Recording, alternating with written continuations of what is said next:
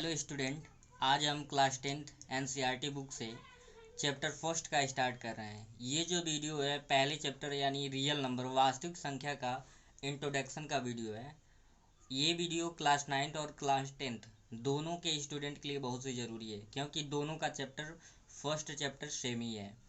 तो इस वीडियो को पूरा एंड तक देखें, और जो पहली बार विजिट कर रहे हैं मेरे यूट्यूब चैनल पे, वो चैनल को सब्सक्राइब कर लें ताकि डेली आपको वीडियो मिलता रहे। तो चलिए वीडियो को शुरू करते हैं। चैप्टर का नाम है रियल नंबर। तो सबसे पहले समझते हैं कि रियल नंबर होता क्या है। रियल नंबर का मतलब होता है वास्तविक संख्याएं। दैनिक जीवन में हम जितनी भी संख्याएं पढ़ते हैं, जैसे 0, 1, 2, 1/2, √2, आप जितना भी नंबर ले लें, -2, -4, ये सारी क्या हैं आपके रियल नंबर यानी वास्तविक संख्याओं के उदाहरण हैं। अब हम देखते हैं कि रियल नंबर के प्रकार यानी टाइप्स ऑफ रियल नंबर, यानी रियल नंबर वास्तविक संख्याएं कितने प्रकार की होती हैं। ध्यान से देखेंगे एक एक पॉइंट को, क्योंकि ये सारे पॉइंट अब आपको ज्ञात हैं तो क्वेश्चन लगाने में भी बहुत ही आसानी होती है। किसी भी चैप्टर का बेसिक बहुत ही महत्वपूर्ण होता है। तो जो रियल नंबर है आपके यहाँ पे दो भागों में बांटे गए हैं। रियल नंबर पहला होता है आपका रेशनल नंबर्स और दूसरा होता है इरेशनल नंबर। यानी वास्तविक संख्याओं के दो भाग हैं। पहला है आपका परिमेय संख्या है और दूसरा क्या है, अपरिमेय संख्या है। अब एक एक का हम अध्ययन करेंगे अच्छे से कि परिमेय संख्याएं क्या होती हैं और अपरिमेय संख्याएं क्या होती हैं। अब यहाँ पे ध्यान से देखेंगे कि परिमेय संख्याओं में क्या क्या कौन कौन से भाग आते हैं। तो आप परिमेय संख्या में जैसे नेचुरल नंबर यानी प्राकृतिक संख्या है, दूसरे पॉइंट पे आता है होल नंबर यानी पूर्ण संख्या है, और तीसरे नंबर पे आता है इंटीजर यानी पूर्णांक। अब सबके बारे में हम थोड़ा सा जान लेते हैं। ऑलरेडी आप जानते होंगे, फिर भी मैं रिवाइज करा दे रहा हूँ। प्राकृतिक संख्याएं क्या होती हैं? वे संख्याएं जो गिनती में प्रयोग होती है उसे हम क्या कहते हैं, प्राकृतिक संख्याएं।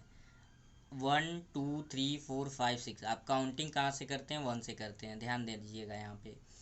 दूसरा आपका है होल नंबर्स यानी पूर्ण संख्याएं। तो इसका परिभाषा आप बहुत सिंपली बता सकते हैं कि प्राकृतिक संख्याओं में 0 को सम्मिलित करने पर पूर्ण संख्याएं प्राप्त होती है। तो यहाँ अगर प्राकृतिक संख्या में आप 0 को सम्मिलित कर लेते हैं तो क्या हो जाता है, पूर्ण संख्याएं हो जाती है। याद रखेंगे सबसे छोटी प्राकृतिक संख्या क्या है, आपका 1 है, और सबसे बड़ी प्राकृतिक संख्या क्या है, अज्ञात है। क्योंकि आप 1 से स्टार्ट करके नंबर कहाँ तक ले जा सकते हैं, ज्ञात नहीं है। वही प्रक्रिया यहाँ भी है। सबसे छोटी जो पूर्ण संख्या वो क्या होता है, 0, और सबसे बड़ी अज्ञात है। अब देखते हैं इंटीजर। इंटीजर मीन्स होता है पूर्णांक। इसका भी परिभाषा आप बहुत आसानी से बता सकते हैं। जैसे प्राकृतिक संख्याओं में और पूर्ण संख्याओं दोनों का निगेटिव और पॉजिटिव ले लें अगर हम, तो वो क्या हो जाता है, पूर्णांक हो जाता है। यानी धनात्मक और ऋणात्मक संख्याओं के संग्रह को हम क्या कहते हैं, पूर्णांक कहते हैं। आप यहाँ पे देख सकते हैं कि निगेटिव भी नंबर्स हम ले लिए हैं, पॉजिटिव भी ले लिए हैं। एक चीज़ यहाँ पे ध्यान देंगे, बीच में 0 आ गया है। 0 को ना तो हम धनात्मक पूर्णांक कहते हैं और ना ही ऋणात्मक पूर्णांक कहते हैं। ले दोनों में सकते हैं, लेकिन ना तो ये धनात्मक है ना ही ऋणात्मक है। अभी चलते हैं नेक्स्ट पॉइंट पे। अभी इंटीजर की बात आई है तो इंटीजर के माध्यम से हम समझ लेते हैं कि नंबर लाइन क्या है। नंबर लाइन मीन्स होता है संख्या रेखा। आप बहुत बार यूज़ किए होंगे। नंबर लाइन यानी संख्या रेखा की परिभाषा आप जनरली यह कह सकते हैं, एक ऐसी रेखा जिस पे बहुत सारी संख्याओं को हम दिखा सकते हैं, प्रदर्शित कर सकते हैं, उसे हम क्या कहते हैं, संख्या रेखा कहते हैं। संख्या रेखा में एक चीज़ याद रखना है, संख्या रेखा में मिडिल एक कोई ओरिजिन मान लेते हैं बीच में, इसके दाहिने तरफ यानी यहाँ पे पूरा पॉजिटिव होगा दाहिने तरफ, और बाएं तरफ जितने भी नंबर्स होते हैं वो क्या होते हैं, निगेटिव यानी ऋणात्मक। आप देख सकते हैं लेफ्ट में आप पॉजिटिव लेंगे, राइट में क्या लेंगे, निगेटिव लेंगे। यही आपका क्या है, नंबर लाइन, जिसे संख्या रेखा बोलते हैं। नेक्स्ट देखते हैं कि परिमेय संख्या क्या होती है, अपरिमेय संख्या क्या होती है। आप बहुत ज़्यादा कंफ्यूज हो जाते हैं। तो परिमेय और अपरिमेय समझने से पहले एक और पॉइंट है, उसको समझ लेते हैं। आप नाम सुने होंगे डेसिमल नंबर यानी दशमलव संख्याएं। अब इसके बारे में अध्ययन कर लेते हैं। जो दशमलव संख्याएं होती हैं वो दो प्रकार की होती हैं। पहला होता है टर्मिनेटिंग और दूसरा क्या होता है, नॉन टर्मिनेटिंग। टर्मिनेटिंग को हम शांत बोलते हैं। टर्मिनेटिंग डेसिमल मतलब होता है शांत दशमलव, और दूसरा क्या होता है, अशांत दशमलव। जैसे हम शांत दशमलव की बात करें, अगर 1/2 लें और इसको हम दशमलव में बदलें, तो आपको पता है दशमलव में बदलने के लिए अंश को किससे भाग दिया जाता है, हर से भाग दिया जाता है। तो यहाँ पे नीचे वाले को आपको क्या बोलते हैं, हर बोलते हैं, और ऊपर वाले को क्या बोलते हैं, अंश। अंश को इंग्लिश में न्यूमिनेटर बोलते हैं और हर को डिनोमिनेटर बोलते हैं। तो जब डिनोमिनेटर से हम न्यूमिनेटर में भाग देंगे तो ये छोटा है, यानी पॉइंट लेंगे, तो पॉइंट लेंगे यहाँ पे 0 2 5 10, यहाँ पे क्या हो गया 10 कैंसल, यानी इसको हम कन्वर्ट कर दिए तो ये पूरी तरह से क्या हो गया, डिवाइड हो गया। तो जो पूरी तरह से भाग देने पे डिवाइड हो जाता है दशमलव में, उसे हम क्या कहते हैं, शांत दशमलव।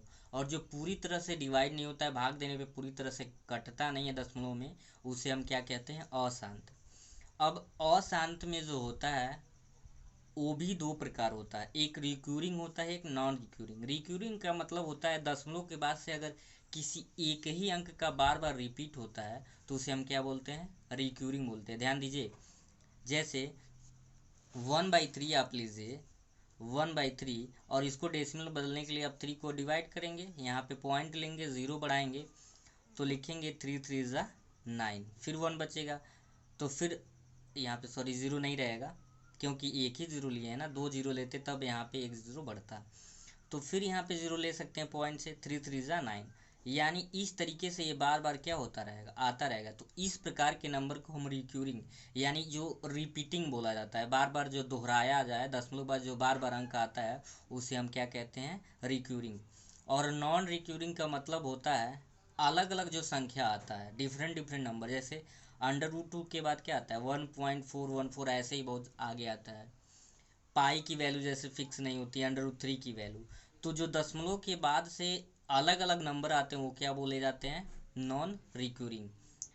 अब परिमेय समझना आपके लिए बहुत आसान हो जाएगा, यानी जो शांत होता है दशमलव और जो रिक्यूरिंग होता है, इस दोनों टाइप के, ये दोनों आपके क्या हैं, ये दोनों नंबर आपके परिमेय संख्याएं होंगी, परिमेय संख्याएं। ध्यान देंगे, टर्मिनेटिंग और रिक्यूरिंग ये दोनों किस प्रकार की संख्याएं होंगी, ये होंगी आपकी परिमेय संख्याएं, रेशनल नंबर। लेकिन ये जो सिर्फ होता है, ये क्या होता है आपका, इरेशनल नंबर।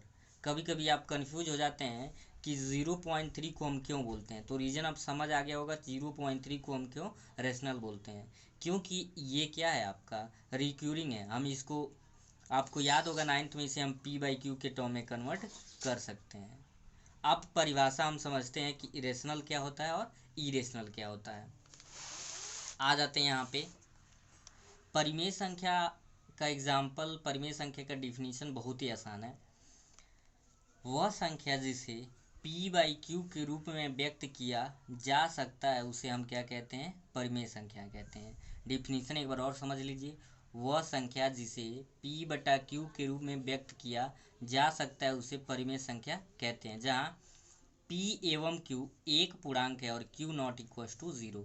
अब ये समझ लेते हैं, p और q पूर्णांक, पूर्णांक का मतलब 1 2 3 4 -1 -2 कुछ भी हो सकता है, पॉइंट में नहीं होता है। पूर्णांक का मतलब पॉइंट में नहीं होता है।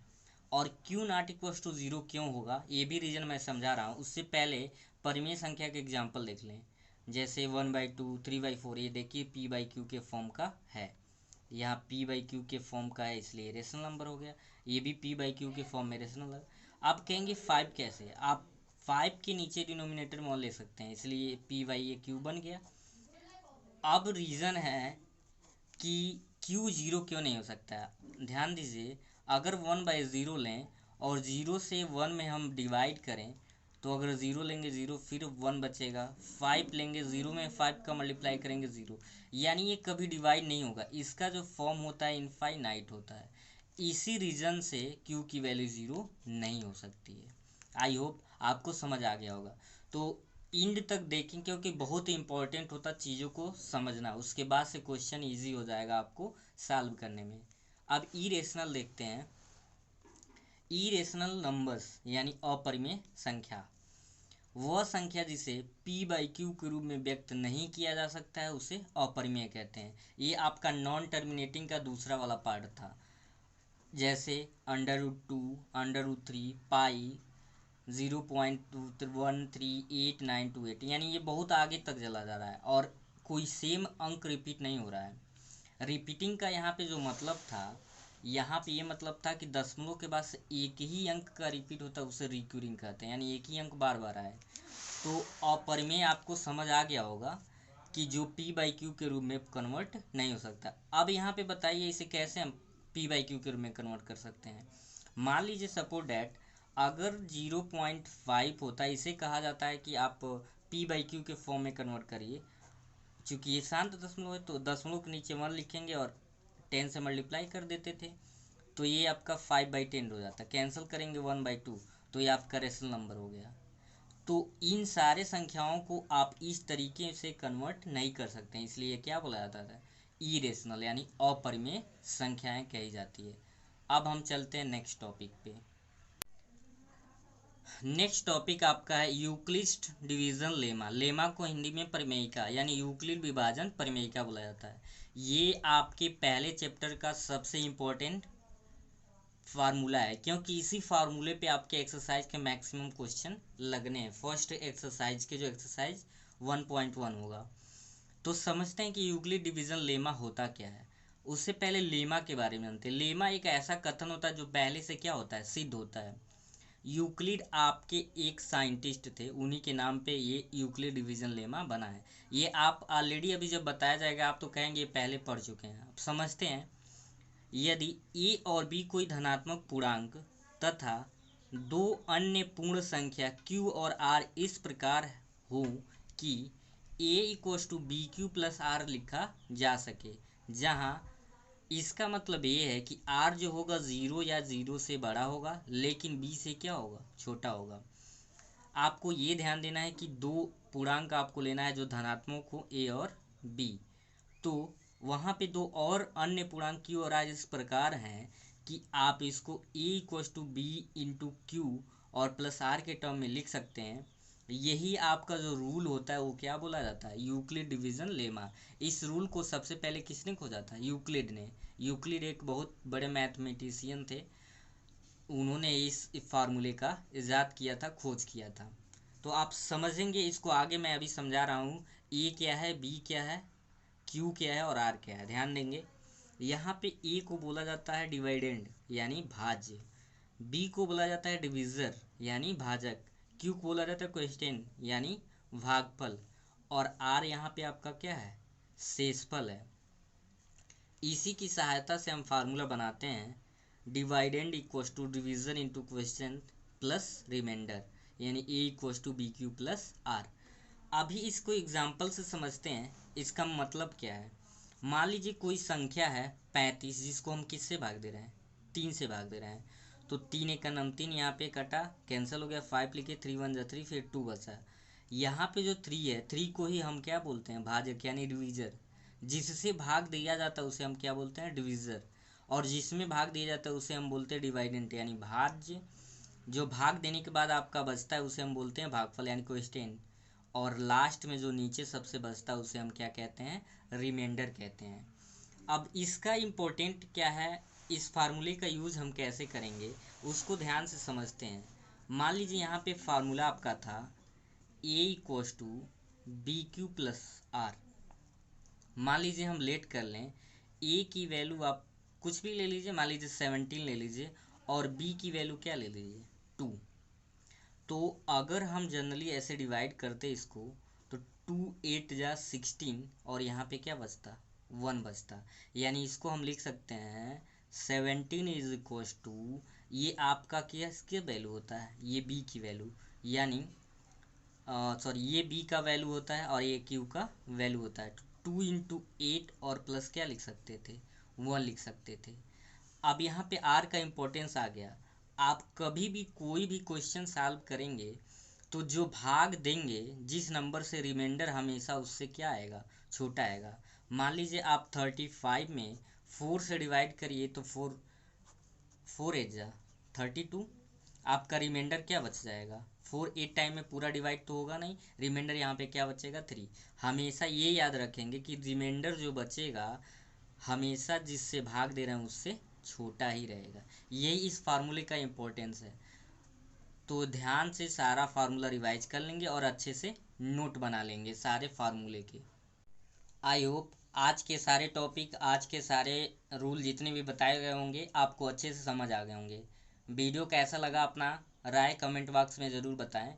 और कल हम एक्सरसाइज 1.1 को सॉल्व करेंगे, तो कल का वीडियो मिस ना करें और इस वीडियो को अपने फ्रेंड के साथ शेयर करें ताकि वो लोग भी पहले चैप्टर को अच्छे से तैयार कर सकें।